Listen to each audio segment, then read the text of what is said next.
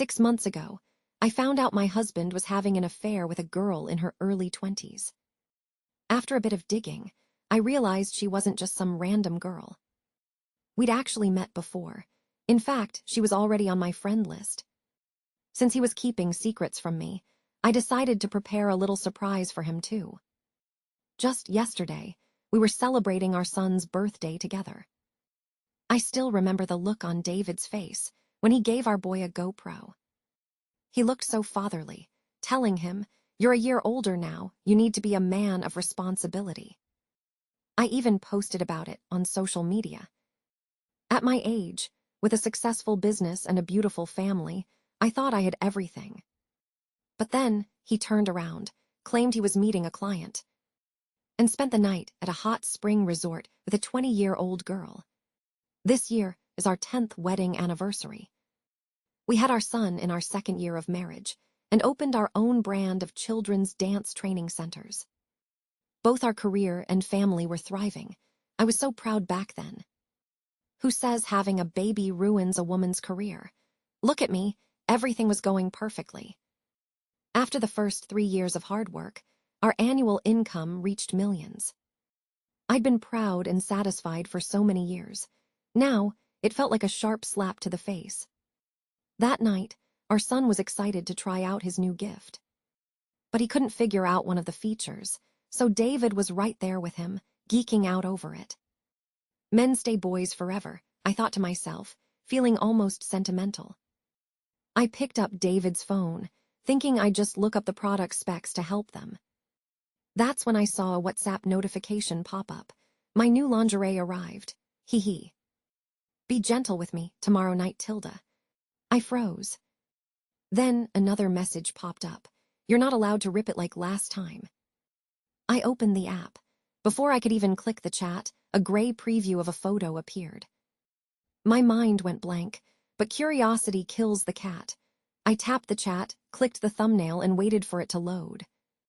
A mirror selfie of a young girl appeared. She was wearing a white, skimpy, high-cut bodysuit. She held the phone up, covering her face, but her arms were pressed against her chest, accentuating her curves. Her flat stomach, clearly untouched by childbirth, felt like a taunt directed straight at me. Look, it seemed to scream, I'm young. I silently exited the chat, swiped left to mark it as unread, and put the phone back exactly where it was. Time brings aging, but it also brings experience. Right now, I'm surprisingly calm. I don't need to talk myself into it. Being calm has become a habit over the years. In the living room, the father and son are still playing with the gadget. I walked up to the 2nd-floor bathroom, sank into a tub full of hot water, and put on a face mask. I needed space to think. It's funny, actually. This mask is called the ex-boyfriend mask. Is it trying to tell me something? Divorce. David is a balding, middle-aged guy. Standing next to me, people usually think I'm a young woman he's sponsoring. If it weren't for the wealth we built together, he wouldn't have the capital to attract a girl that young. If I leave, do I just hand over half of my empire to them? But if I stay, am I the only one who has to feel disgusted? When I finished my bath and skincare, David was already asleep. He was facing away from me, and his phone wasn't on the nightstand, probably hidden under his pillow. He was snoring loudly. Before tonight, I would have thought he was just tired from working hard. Now, it just sounded like 1,000 ducks quacking in my ear. It was irritating. I put on my noise-canceling headphones, played Green Island Serenade, and curled up on the sofa. I opened my WhatsApp and scrolled through my contacts to find a specific person I'd added a few months ago. Her name was Cindy Bunny.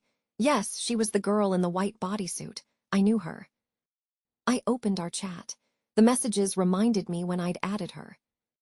She was such an unimportant person that I hadn't even bothered to give her a nickname. She wrote, "Hi, Ms. Helen, this is Cindy. I just interviewed for the assistant dance teacher position." I replied, "Hello." That was our first and only conversation. 4 months ago, she came for an interview. She was pretty, a great dancer, and very capable, but she didn't pass. Why? because I happened to run into her in the mall restroom before the interview. She was impatient while waiting in line. When a mother walked out of a stall with her toddler, Cindy rolled her eyes and muttered, "Why even bring a kid out? Just causing trouble for everyone else. So slow." I stood behind her and didn't say a word. But in my head, I really wanted to kick her into the stall. I rarely check social media, so I didn't remember what Cindy had been posting. 8 years ago today, I was in intense pain in the delivery room. 8 years later, my son is sleeping soundly with his favorite gift. And I'm lying here, listening to my husband's thunderous snoring. Forced to scroll through the profile of a girl who's about to have her swimsuit ripped off by him. Life is strange. Cindy didn't hold back. She shared all her happiness with the world, except for the identity of the man behind it. From her posts, I learned they'd been together for 3 months. One day they went out for steak, dry-aged steak, the only kind I'll eat. It's expensive and delicious, and I figured I'd worked hard enough that eating a steak like that wasn't a luxury. But Cindy, at 23, was eating it effortlessly. They even ordered Gillardeau oysters and champagne. The bill must have been over. Half of that money was mine. Cindy also got a Porsche 718, a white soft-top convertible with a Bordeaux red interior. In the photo, she's leaning against the hood with her long legs on full display. Half of the money for that car was also mine. Cindy comes from a very ordinary family. I knew that from her interview. But on social media, she looked like a rich girl. I realized I was basically her primary sponsor. I couldn't help but let out a bitter laugh in the middle of the night. Can I win this round? I think I can. Morning came. I picked out an outfit for David, his favorite one. A purple polo shirt, navy blue pants, and a pair of casual shoes covered in designer logos. David always thinks this look makes him look younger. He even likes to pop the collar, but to a woman, it's just plain greasy. I never had the heart to tell him. I just usually hid those clothes so he wouldn't wear them. But today, whatever makes you happy, honey. He straightened his clothes, put on his most expensive watch, and looked in the mirror. The clients can really drink, he said. I'll probably have to stay there tonight. It was 10:00 a.m. on a Saturday. Clients. Right. What kind of business meeting starts now? I kept my face neutral. Okay, don't drink too much. Come back tonight if you can, sure. If I'm back, I'll help our son with his homework, he promised. He's a great actor. But my acting wasn't bad either. Then, as expected, David drove off in his most expensive car. I dropped my son off at his English class and drove across town to see an old classmate I hadn't talked to in years. Adult social life is built on mutual benefit. My skills for your resources, my network for your capital. Even though we hadn't been in touch for years, I knew I could get her to help me. I stood in her office, walking past one live-streaming room after another. Inside were either waif-like girls or pretty boy types. They're the popular visual hosts. My goal was to find one of these male hosts. But after looking at dozens of handsome guys, I wasn't satisfied. Most of them had a look in their eyes that was too obviously desperate for fame or money. Helen, your standards are way too high, my friend laughed. Let's go grab lunch first. You've probably just seen too many faces. I smiled and nodded. Sure. Just as we stepped into the elevator, David sent me a message. I checked the voice note while the elevator doors were closing.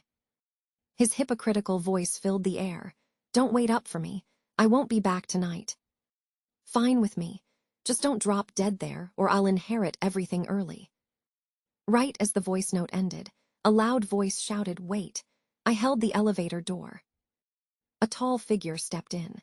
His fashion sense was a 90 out of 100. His physique was a 92. He had this wild, rugged vibe, but his eyes were round and gentle, almost like a sad puppy. And he had a slight tooth gap that gave him a unique charm. That kind of contradiction in a man is exactly what makes women want to explore more. Then he spoke politely. Hello, bosses. Turns out he was also a male host. When the elevator reached our floor, he held the door open and stepped aside to let us out first. You could tell he was very good at taking care of women. This was the guy I wanted. Why didn't you introduce me to someone that high quality? I asked my friend. Him, absolutely not. Her voice dropped. I know what you're up to. But trust me, Felix is not the right choice for whatever you're planning. Then she leaned in and whispered, he has an STD. I stared at her, stunned. Then I burst out laughing for a full minute. Clearly, she thought I was some rich lady hunting for a toy. Little did she know, this was the perfect plot twist I needed. Felix, his real name is Felix Sullivan. He's 27, a former bartender turned live streamer. A man whose entire toolkit for handling women was forged in the trenches of real-world experience. I took his number. The game was finally about to get interesting. 3 days later, Felix appeared on time. I looked him up and down. His entire outfit probably cost less than $50, but he was carrying the latest iPhone. Smart kid. Most girls don't know the difference between expensive clothes. But they definitely recognize a phone with 3 camera lenses. I took him to a high-end mall and bought him several outfits. Even a basic white t-shirt cost over. Then we went to a top-tier salon for a new hairstyle.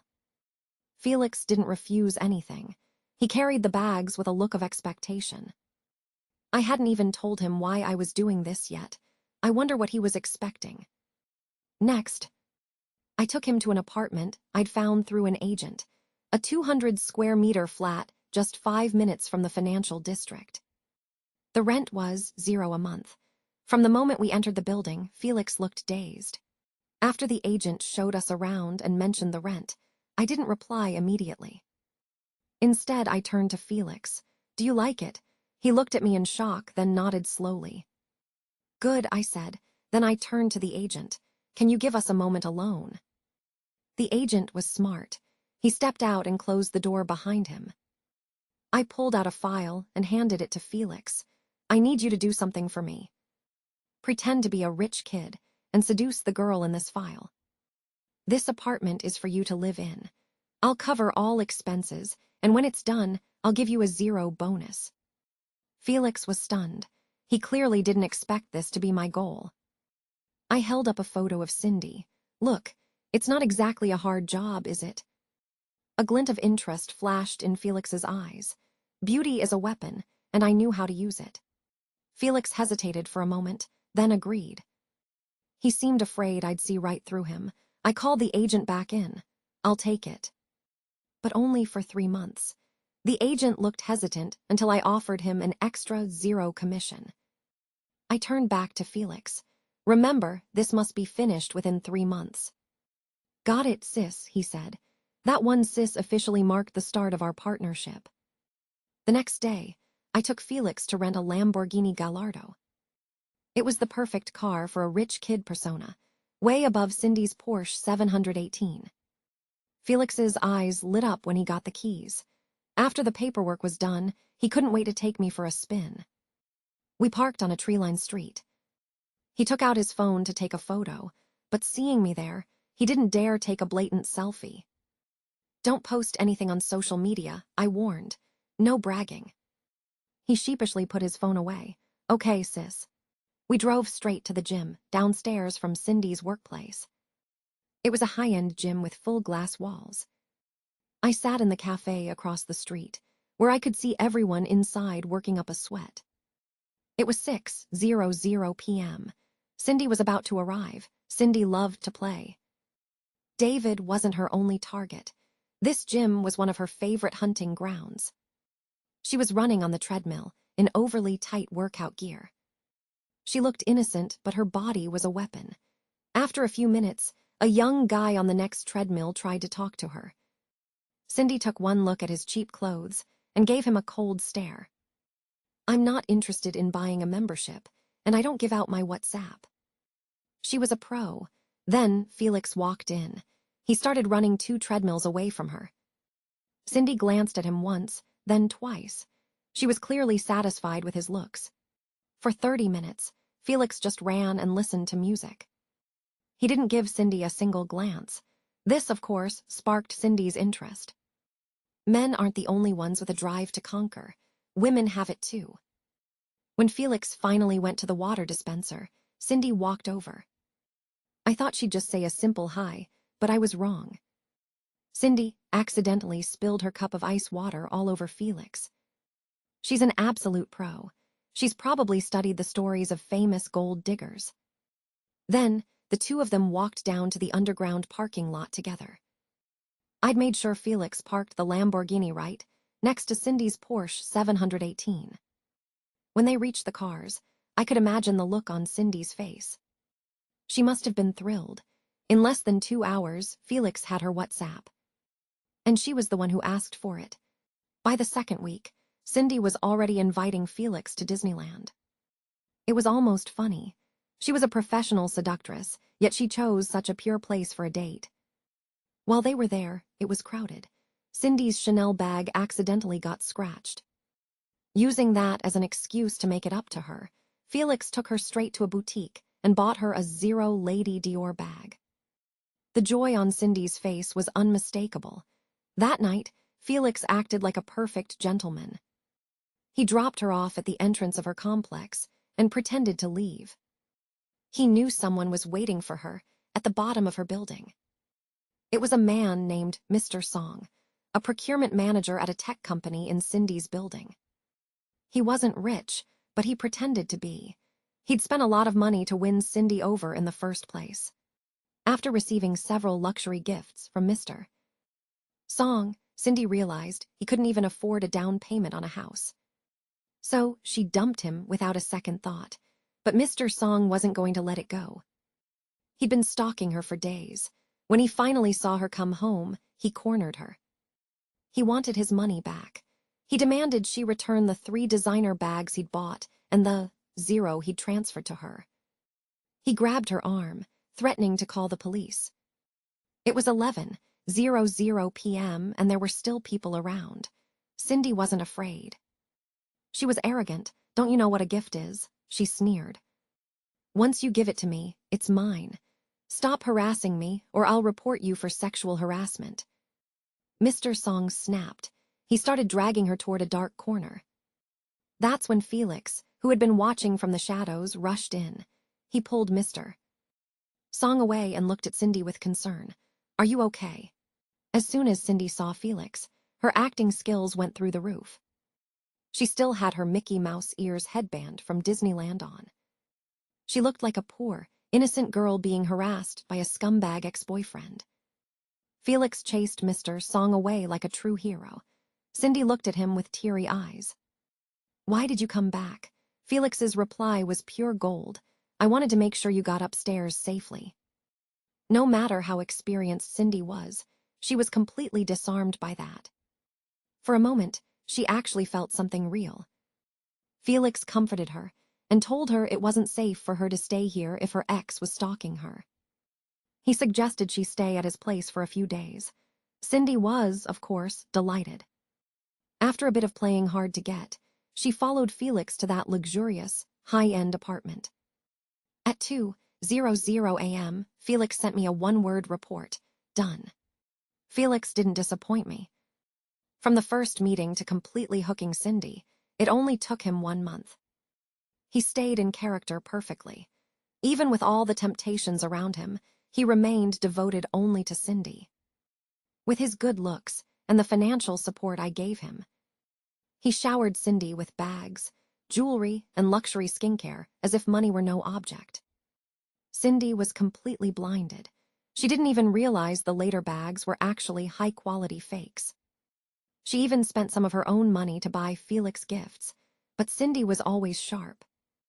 Even while in a relationship with Felix, she kept her ties with David to keep the money flowing. Two-timing while being a mistress, she switched between personas without leaving a trace. I almost had to admire her.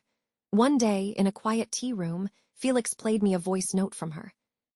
Cindy was complaining about her boss being difficult. She mentioned 3 times how much she hated her job. The hint was crystal clear.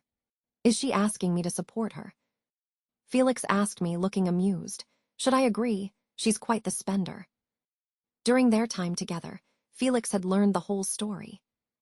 He knew I was the wife of the man Cindy was cheating with. Are you worried about my money? I asked. A little, he replied. She's spending your money on one side, and I'm spending your money on the other. I couldn't help but laugh. He was right. I leaned back and looked at his phone. If she doesn't want to work, let her quit. Support her. That weekend, David was going to a conference in another city. Cindy was going too. On the day of the expo, Cindy was clinging to David's arm as they strolled through the exhibition hall. Since they were out of town, they didn't hide their affection at all. I stood in a corner of the hall, watching them. My emotions were dead.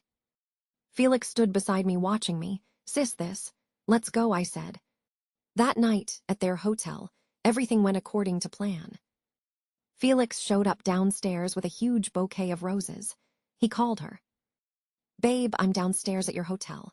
Which room are you in? Cindy had lied, saying she was on a business trip.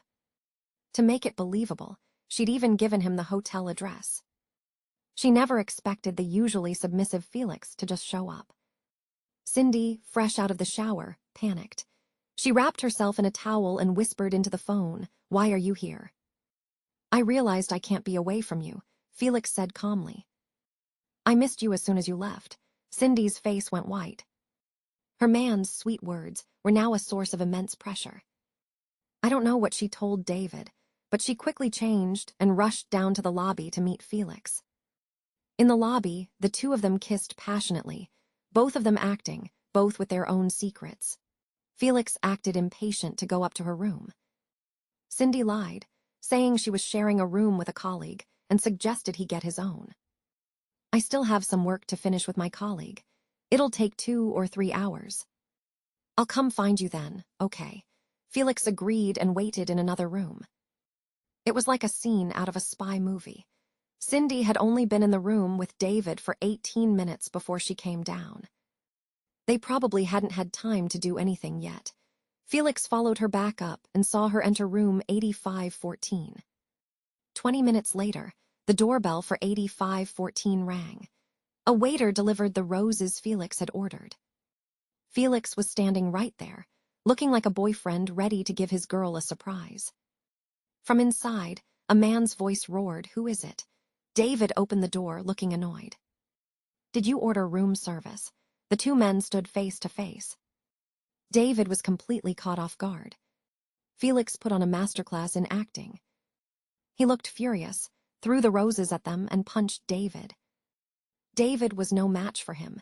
He was knocked to the ground in seconds. Felix glared at Cindy and stormed off. Cindy, of course, chose to save the rich young heir. She ran after him, still in her bathrobe. When she caught up with him downstairs, Felix was leaning against a wall, looking devastated and smoking a cigarette. He looked like the ultimate victim. Cindy's psychological strength was incredible. Even with the evidence right there, she made up a story on the spot. She claimed David was an important client who was obsessed with her.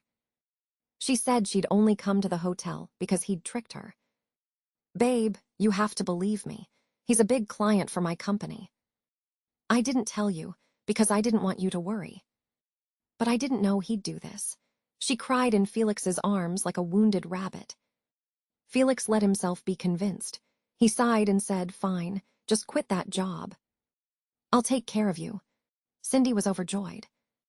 She finally managed to keep the air while getting rid of the boring client. After they returned from the trip, Cindy quit her job. To make the sponsorship more convincing, I had Felix give her $2,000 as a monthly allowance the day she moved in. He promised more if she behaved well. Cindy was ecstatic when she saw the bank notification. She immediately dragged Felix out for a shopping spree. After they left, I used my spare key to enter the apartment. I checked everything. The preparations were all in place. Even though the plan was going perfectly, I felt a slight sense of unease. Felix was such a natural actor that sometimes even I couldn't tell if he was faking. What if he turned against me? Young guys like him usually aren't that kind-hearted. As for Cindy, I had to admit she was a tough opponent. But I had to have a backup plan. I needed to ensure this plan was foolproof. David had been in a bad mood since returning from the trip. He was constantly checking his phone, looking miserable. I knew exactly what was going on. It was pathetic. A man in his late 40s thinking he'd found true love. He'd taken his mistress on a trip, only to find out she had another boyfriend, who then beat him up. He couldn't let it go. He tried to confront Cindy, but he found out she'd blocked him. That was the final straw. David was furious. He called the police and reported that his car had been stolen. Yes, that Porsche 718 was in David's name. At least he wasn't stupid enough to put a major asset in her name. Cindy was hauled into the police station. Felix, of course, went with her, playing the part of the supportive boyfriend. Felix called me, while Cindy was screaming at David in the station. "That car was a gift. I didn't steal it," she shrieked. "Look at yourself. You're 20 years older than me. You're the one who wouldn't leave me alone." I hung up the phone. I felt empty. I'd won. Cindy was finally away from David. But seeing my husband, the man I'd built a life with, being torn apart by a young girl. It didn't give me the satisfaction I expected. It was just sad. But the pieces were already on the board. I couldn't stop now. I stayed out late that night. When I finally went home, David was sitting in the living room, drinking alone in the dark. I sat down across from him. "David, we need to talk." I threw a stack of photos onto the table. "Are you having an affair?" David's face went white. He tried to explain, stuttering, his mouth opening and closing like a fish. "David, we've been together for 10 years. I never thought we'd end up here." I started to cry. It's been years since he saw me cry. He panicked, fell to his knees, and hugged my legs, begging for forgiveness. "I'm sorry, I was stupid. I'm a scumbag. It'll never happen again." I didn't answer. I just kept crying. I'd learned that from Cindy. That night, David begged me for hours. I knew he was being sincere, at least for now. But I also knew that men tend to forget the pain once the wound heals. While I was lying in the bathtub later, I sent a message to Felix. "Start the final step." A week later, David and I took our son to the aquarium. Even though I'd stopped having any physical intimacy with David, we still made an effort for our son. David had changed. He was spending more time with us, trying to be the perfect husband and father again. Then his phone rang. It was Cindy. David looked panicked for a second, but then he coldly declined the call. Felix had disappeared. He'd gone to another city, changed his number, and moved out of the apartment.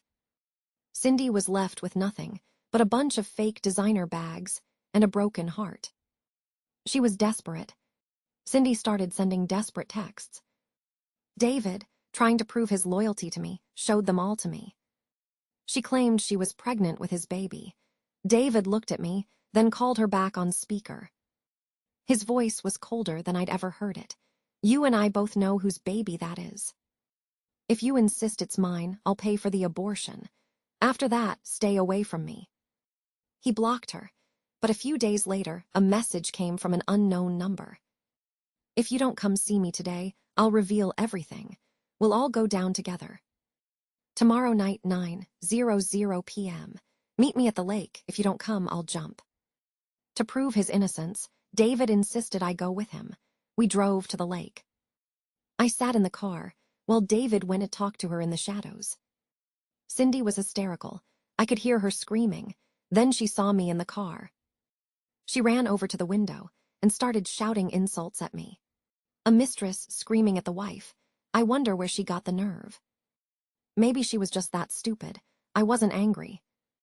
Cindy looked horrible. Her eyes were swollen, her hair was a mess, and her face was twisted with rage. Seeing her like that gave me a sense of peace. If I hadn't stayed calm when I first found out about the affair, that would have been me. David kept apologizing as we drove away. His apologies sounded like empty noise. "It's over. Don't think about it," I said, just to get him to shut up. Later, Cindy called me. Are you happy now, seeing me with nothing? She asked.